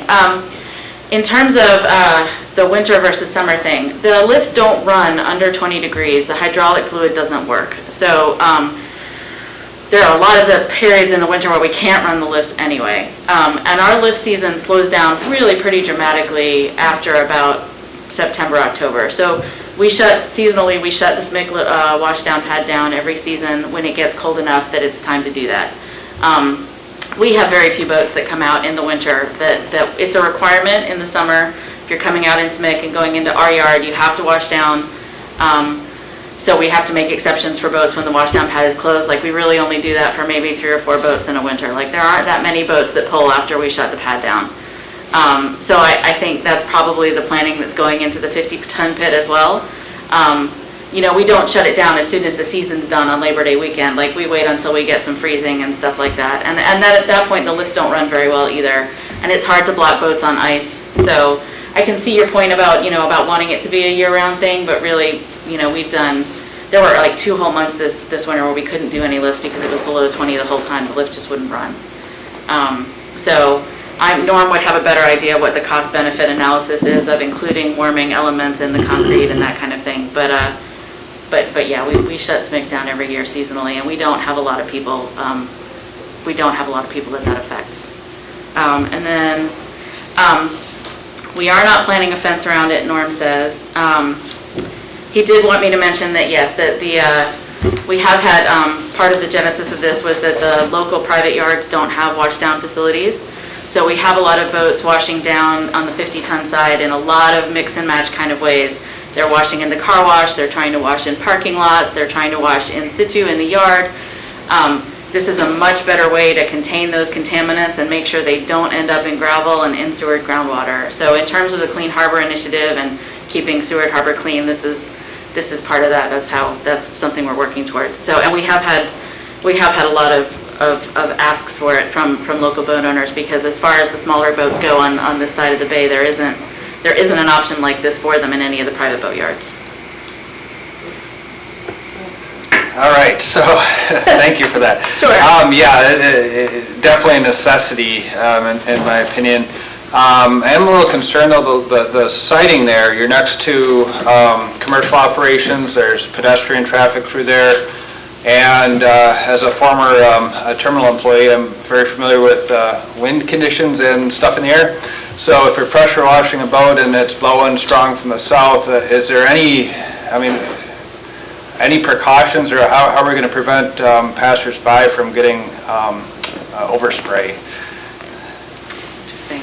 Well, again, the lift can't run at a certain wind speed. Okay. Because it's too dangerous to lift the boats. So my gut feeling, and I haven't researched it and I haven't looked at the site in detail about where we're going to put it, but in general, if it's so windy that something like that is gonna be happening, it's probably too windy for us to run the lift. It doesn't take much. If you're drinking a coffee and there's spray coming from a boat getting washed down, that's not gonna end well. So, I don't know, that right there, we're limited on space, and I get that, this is where you would do it. But, it's literally right next to where people are gonna be Sure. consuming beverages, so. Sure. That would be a Norm question, yeah. Okay.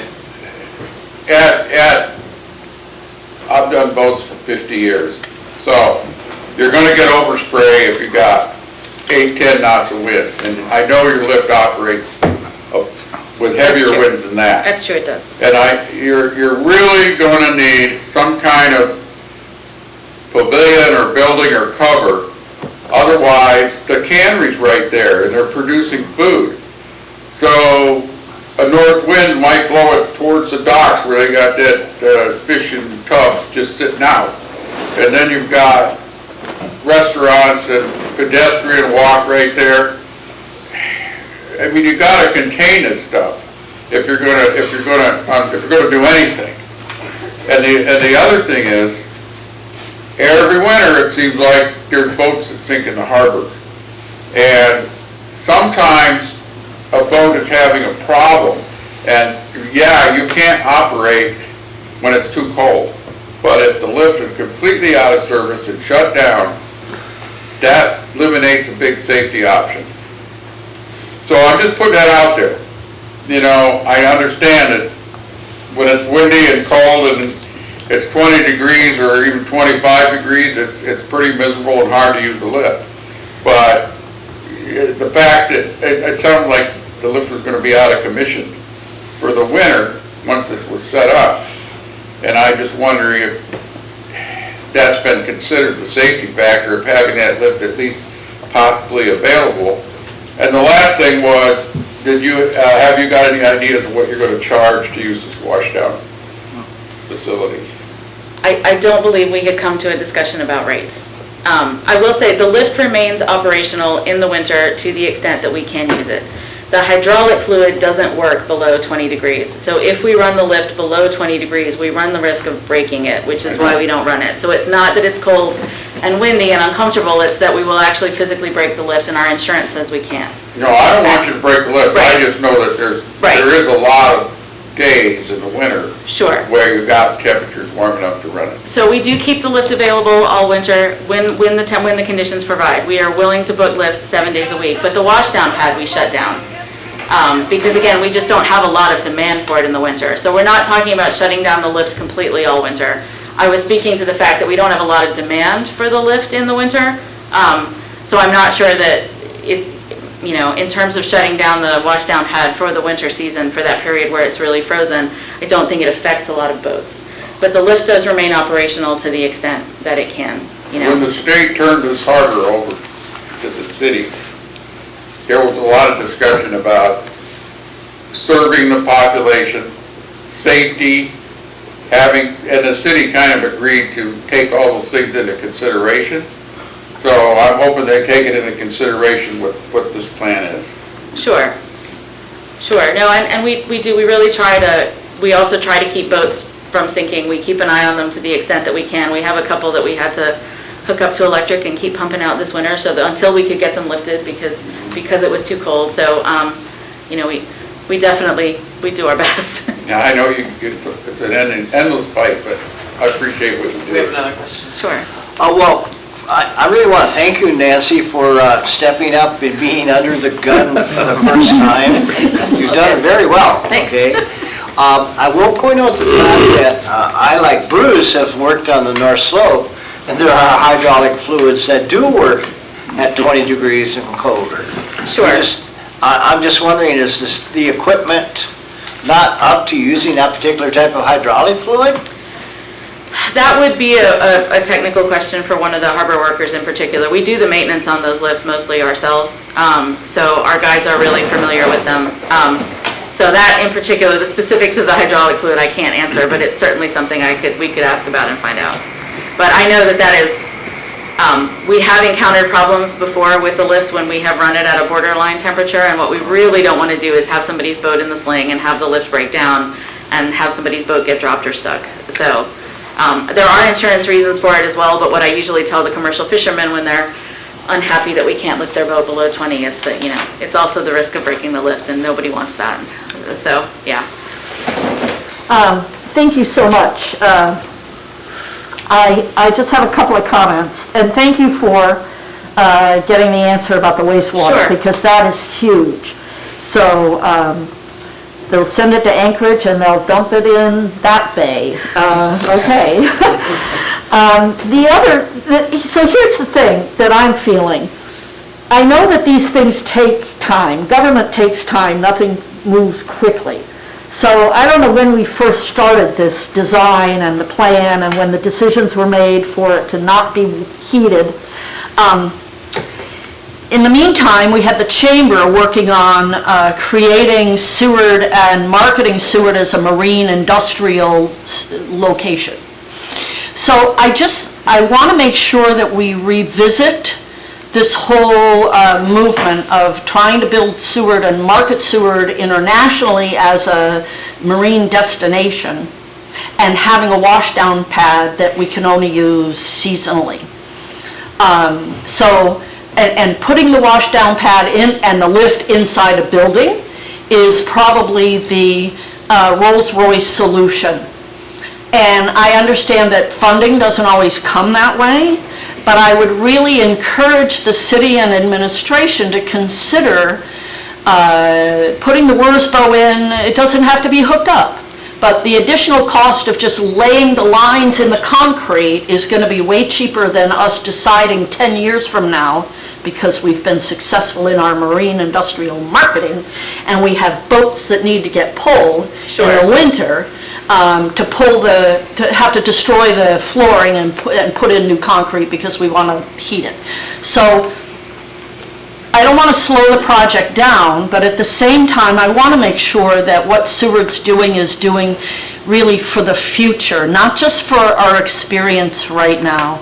If the travel lift were enclosed, we would not have the same worries about the temperature. If it was enclosed, maybe we don't have to do Wurzbow. Maybe we should, though, because that's a big expanse of concrete that would be super cold to be dealing with in the dead of winter. So I'm just throwing these comments out so that they will get considered, I'm hoping. Sure. Norm wanted me to point out that the wastewater isn't going to get dumped in Anchorage, it's going to get treated, that there's a treatment facility that exists. I was being facetious. I figured, but Anchorage does dump their water into Cook Inlet. So, I mean, they have less treatment of their wastewater, I believe, than we do. Well, in this case, I suspect we have a contractor who is qualified to handle toxic materials, who would be taking it. So, yeah, he did. And my point about, shutting it down in the winter is, the SMIC yard is almost completely full right now. It's standard practice that we shut the SMIC washdown pad down in the winter. And like I said, there have been maybe 2 or 3 boats that have come out since then that haven't been able to wash down, but I think only one of them actually asked about it, because again, nobody's really trying to pressure wash their boat when it's right at freezing and the ice is freezing on the boat. And and yes, we want people to be able to work on their boats, but the vast majority of the boat work too does happen when the ground is thawed and not super slippery. And there are people who are trying to work over in the yard right now, but it's definitely a minority compared to the work that happens when the ground is dry. So I think the comparative effect of having it shut down seasonally is really fairly small, but it's certainly something to consider. Yeah, I don't want to delay this thing too much more, but number one, I don't really understand the sequence. The boat comes out of the water, it's on slings. Mm-hmm. The travel lift runs over into the concrete pad. Mm-hmm. They wash it off, and then they take it to storage. Mm-hmm. Okay, and you never release the straps and wash under the straps. Okay, so that's easy. Number two, this is 65% design. Do you have some sort of a target for your next phases? I mean, it would come back in at 90% for bidding or something like that. And three, do you have a budget established and available to complete the project? Those are definitely Norm questions. In terms of the timeline for completion and the budget, yeah, those are definitely Norm questions. Yep. Madam Chair, I just received a text, I'm sorry to interrupt you, that the harbor master is available if you want for us to call him to answer questions, if that's the For board's me, if this desire. is 65%, it's all preliminary. Yeah, I think we could, I mean, for me, we could wait till a meeting for him to be here. Yeah, that's, Just wait? Okay. We can approach him, outside this room. and I'm sure that the message will get passed along that there were some concerns and that you. No, I think he's actually, he told me he was listening a little bit, so I think Okay. he's, which was the genesis of the text, if you guys wanted to talk to him, but he's in Juneau meeting with all of the other legislatures right now about, so he's. Point of order. If we're going to go to item number 1, we're going to need to extend the meeting. And I'm gonna have to leave, I have a hard stop, another meeting that I have to I do leave too. and attend, so. So, too. I do I not. move to adjourn. I'll second it. Moved and seconded, the work session is adjourned, 2:01. Thank you, Brittany. I had my fisheries thing